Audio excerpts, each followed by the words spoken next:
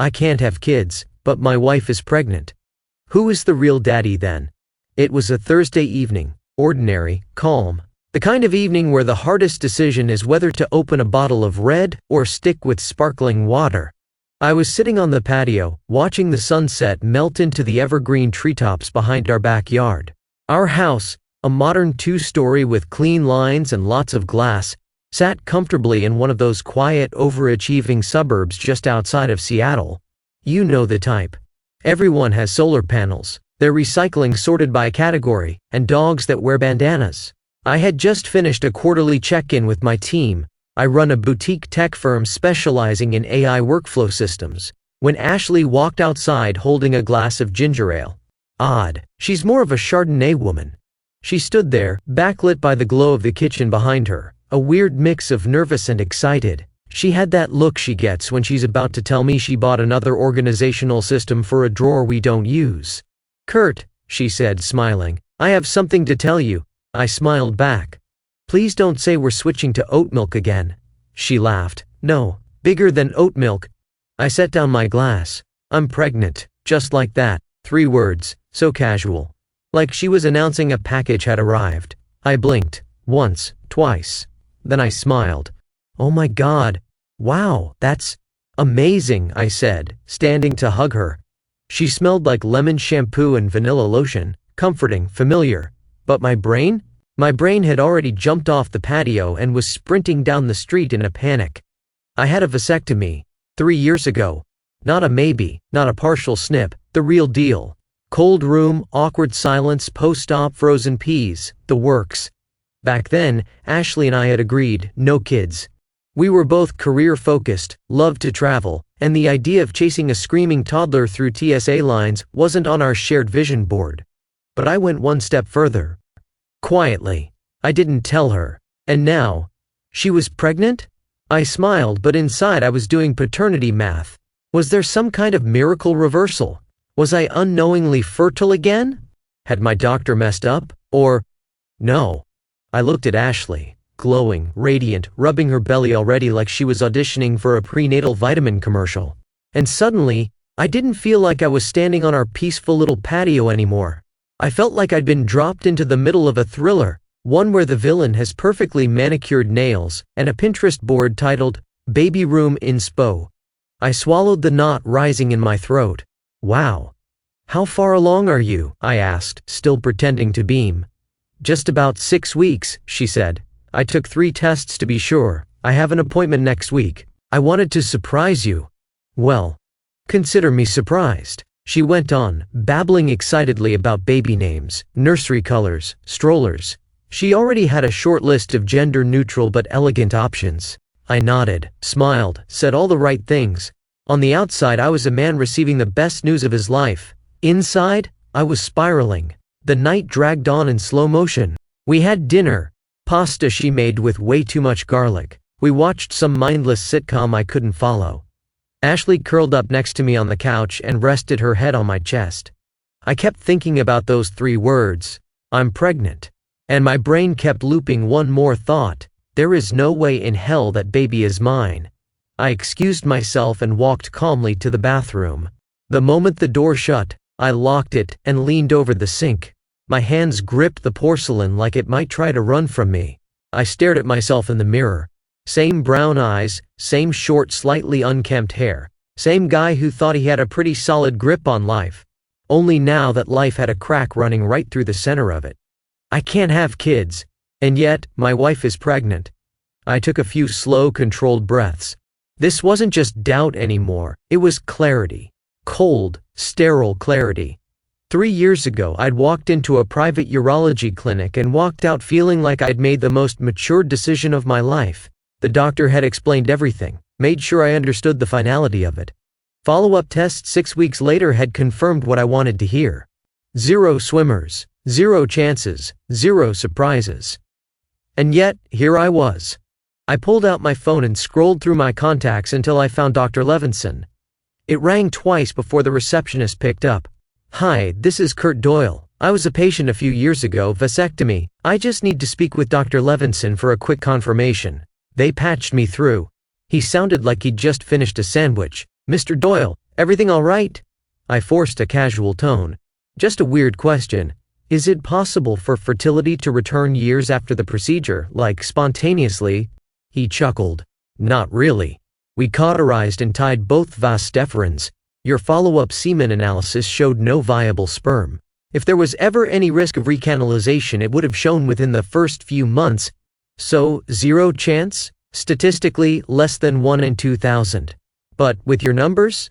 Practically 0. That was all I needed to hear. Thanks, Doc. I hung up and let the silence fill the room. No more maybe, no more what if. This wasn't an accident. This was betrayal. When I walked back out, Ashley was sitting on the couch, phone to her ear, feet tucked under her like a content little nesting bird. Yeah, Mom, he's thrilled, she was saying. Honestly, I think he cried a little. She glanced at me and smiled, giving me a wink. I'll call you tomorrow, love you. She hung up and turned to me. Sorry, I couldn't wait to tell her. I forced another smile. Of course. She must be over the moon. Ashley beamed. She already wants to knit things? I sat beside her and placed a hand gently on her knee. I didn't ask any questions. I didn't accuse. I didn't scream or cry or throw anything. Because here's the thing about me, I don't panic. I don't blow up in the moment. I don't let emotion drive the train. I build the tracks first.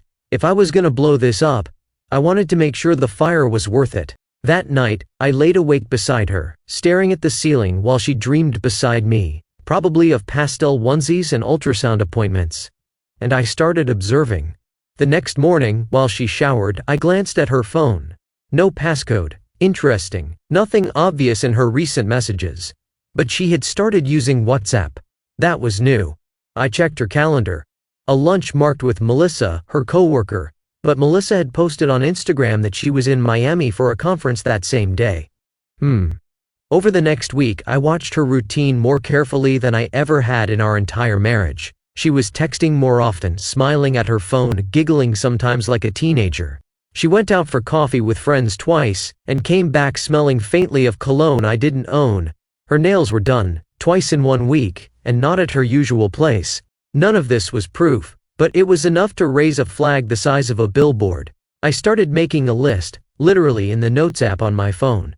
Times, dates, discrepancies. I wasn't going to confront her with feelings. I was going to confront her with facts. I wanted to know who, and why, and for how long. Because if Ashley was playing games with my life, my name, and, God help her, my wallet, then I was going to respond like a man who had nothing left to lose. There's a certain type of silence that doesn't feel empty, it feels pregnant, thick with questions, with waiting. And now I was living in that silence. Ashley went to sleep earlier than usual that week. Probably growing a baby takes a toll, even if it's not mine. So I spent my nights in the study. Or what she thought was just the study. My new war room. The space was dim, bookshelves against one wall, a big desk in the middle. My lamp cast a soft golden cone of light, illuminating my laptop, 2 external drives, a notebook, and, most recently, a tiny feed window in the corner of my screen. I had installed 2 hidden cameras, one in the kitchen, angled toward the living room, and one in my office, disguised inside the old air purifier Ashley insisted we keep for aesthetic reasons. Why? Because I had a theory, and like any good theory, it needed evidence. One person kept popping up in my mental calculation: Steven, old friend, charming smile, golden retriever energy, the guy who brought expensive wine to every party and remembered everyone's dog's name. He'd been around more lately, ever since Ashley's birthday dinner, when he insisted on helping her clean up while I took a call outside. He'd accidentally left a hoodie at our place. Dropped by randomly the next week for coffee. Then again for advice about his startup. He was single, successful, and Ashley always said he was like a brother. Yeah, well, the Lannisters were siblings too. Didn't stop them. I synced our home devices to my iCloud. Ashley had once asked me to help her set up her iPad. It was still signed into the joint account. A careless detail. One she didn't know would give me a front row seat. Messages started coming in, not many, nothing explicit at first. But then, late one Thursday night while Ashley was showering, her phone buzzed with a notification on the iPad in my office. A text preview. Steven, he'll think it's his, he'd never suspect. I didn't breathe for a full 5 seconds. The reply came in 30 seconds later. Ashley, once it's born, we'll be free. We'll be free. I was staring at the digital equivalent of a knife in my ribs. That was enough to confirm what I feared. But I wasn't done. I needed to see it. Feel the final punch. Friday afternoon, I had a client meeting in downtown Seattle. I made sure Ashley knew I'd be gone until late. Then I left the house, circled the block, parked around the corner, and opened the camera feeds from my phone. For 30 minutes, nothing happened. Then, 5:18 p.m., movement. Front door opened. Steven stepped in like he owned the place. I watched him kick off his shoes, grab 2 beers from the fridge, like he knew exactly where we kept them. Then Ashley came in from the hallway. She smiled, kissed him on the cheek. Not friendly, not brotherly, no, intimate, familiar. They talked for a few minutes. The audio feed was muffled, but I caught a few phrases. He has no clue. Just a few more months. I'll talk to the lawyer next week. Then it happened. At 5:24 p.m., the kitchen camera caught a clear, full shot of Ashley and Steven kissing. Not a quick peck, a deep, slow, practiced kiss. I stared at the screen, hand frozen over the trackpad. I watched her hands slide under his shirt. Watched him lift her onto the counter like it was routine. And for a second, I couldn't hear the audio anymore. Just my own heartbeat pounding like war drums in my ears. The moment ended when Ashley suddenly turned her head toward the hallway, probably reacting to a sound.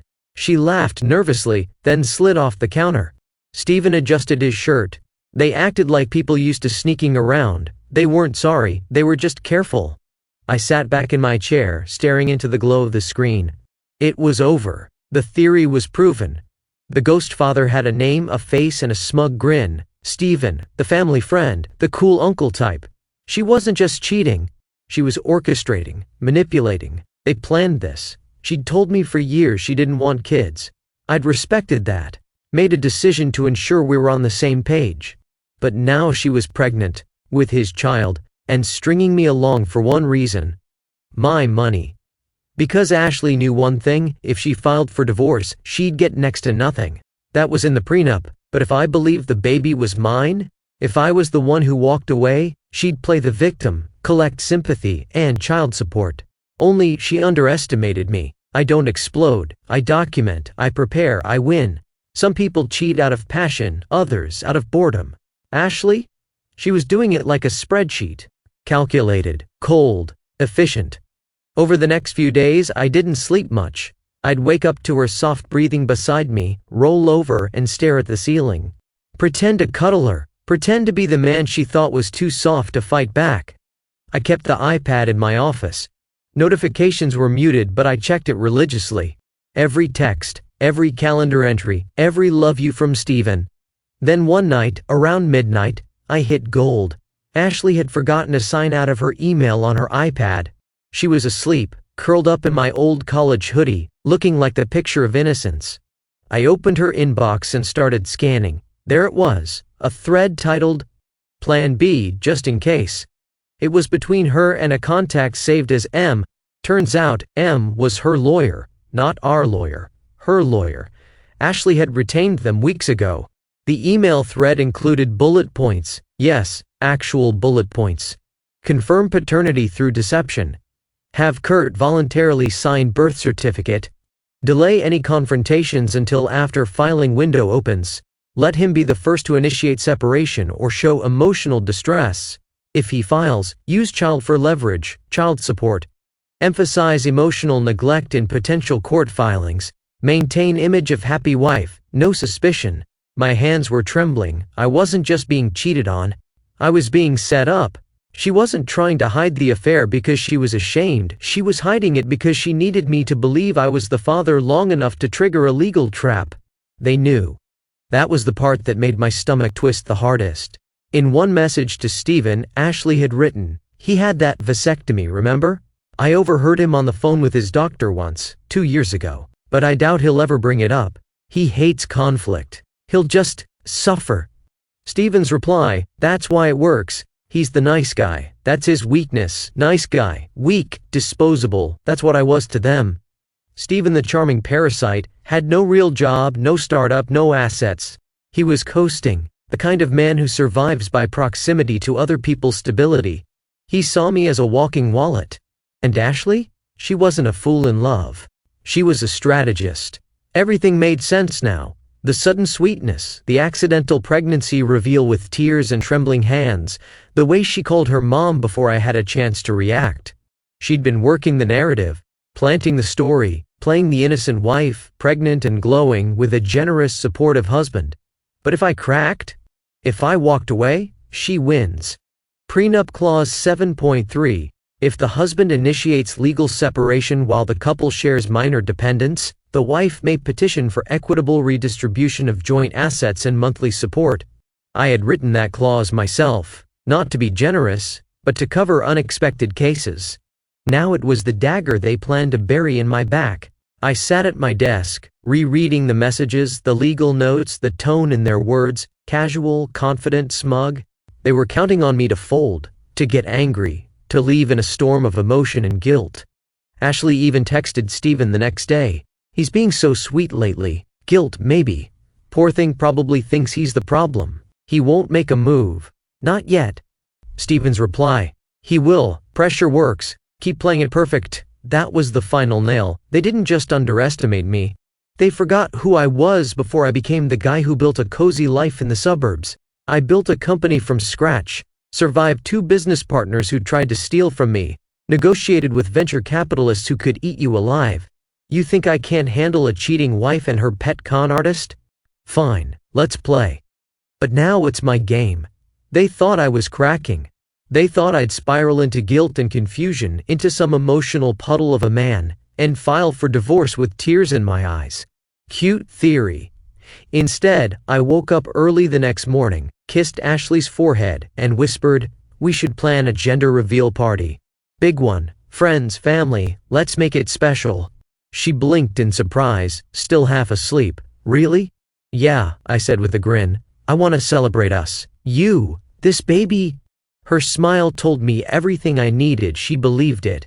Hook, line, and betrayal. That day I began my version of the plan, the real one. First I needed proof, undeniable, clinical, court-admissible proof. Not just a video. Not just screenshots. DNA. Ashley's was easy. I grabbed her hairbrush when she went for a jog, bagged it, labeled it, stored it in the freezer next to the old ice cream no one touched. Stephen's? A little trickier, but not much. I texted him from Ashley's phone one afternoon while she was in the shower. "Hey, swing by later and drop off the old HDMI cable." Kurt's asking. Sure enough, around 6 p.m. he showed up. I greeted him with a beer. We exchanged a few awkward words. He was slick, like always, trying too hard to be casual, playing the role of the fun single friend of the couple. When he left, I grabbed his half-drunk glass from the living room. 2 swabs, labeled, bagged, stored. Then came my visit to the lab. I didn't go to some shady strip mall clinic. I called in a favor from an old business partner who now runs a boutique private testing firm. NDA signed. Sample delivered. Rush order, no names attached. 3 days later I had the results. Father, Stephen R. Caldwell. Mother, Ashley M. Bowers. Probability of paternity 99.999%. I stared at the paper. Not because I was surprised, because it felt official, real, concrete. The numbers didn't lie, but I would until I was ready not to. I hired a lawyer next. Not a cheap one. A former shark from a corporate litigation firm in San Francisco who retired to private family law. She loved the messier cases, the ones where strategy mattered more than screaming matches. Her name was Julia Bright, and she was brilliant. I handed her a USB drive with everything I'd collected so far. Videos from the kitchen cam, screenshots of Ashley's texts with Stephen, emails to her lawyer, DNA results. Julia watched it all silently, then leaned back in her chair. "This," she said, "is art. Now, what exactly do you want to do?" I smiled. "I want to give them the exact show they think they're directing." She grinned. "Then let's write you a better script." At home, I leaned harder into the part. I started reading baby books. I picked nursery themes on Pinterest. I suggested baby names. Ashley? She basked in it. She even teared up when I showed her a tiny blue onesie I ordered online that said "Dad's little champ." "You've changed," she whispered one night as she hugged me in the kitchen. "Guess I just needed something to believe in," I said, and kissed her forehead. All the while, the USB stayed hidden in a fireproof box in my office, alongside the prenup, the lab results, and a timeline I was building day by day. Because the gender reveal wouldn't just be a party, it would be a performance. Lights, balloons, guests, and truth. The kind that shatters illusions in one brutal blow. The backyard was set up like something out of a Pinterest board. String lights twinkled overhead, pastel balloons swayed gently in the evening breeze, and a long table was covered with cupcakes topped in pink and blue frosting. Friends and family mingled, sipping drinks and chatting about baby names and nursery colors. Laughter floated through the air, carrying a lightness that felt almost surreal to me. Ashley was radiant, glowing with that expectant mother energy that I'd never seen her wear before. She clutched my arm, whispering how happy she was, how much this meant to her. She didn't suspect a thing, and I stood quietly near the patio, watching, smiling, waiting. Finally, it was time. I cleared my throat and stepped forward, raising my glass. "Before we find out the gender of this little one," I began, my voice calm but carrying just enough weight to still every conversation, "there's something I need to show you all." Heads turned. The chatter died down. I pressed a button on the remote, and the projector flickered to life on the white screen we'd set up against the garage wall. The first image was a text message. "Steven, once it's born, we'll be free. Ashley, he'll think it's his. He'd never suspect." The room was silent. Curious eyes darted around, trying to find context. Then the video started playing. There we were, Ashley and Steven, caught on the kitchen camera, sharing a kiss that wasn't meant for me. The slow, deliberate kiss, the way Ashley's eyes closed, made a few guests gasp. My mother-in-law's hand flew to her mouth. Steven's smug grin, caught unawares, twisted into something like panic when he realized the camera had captured everything. I paused the video.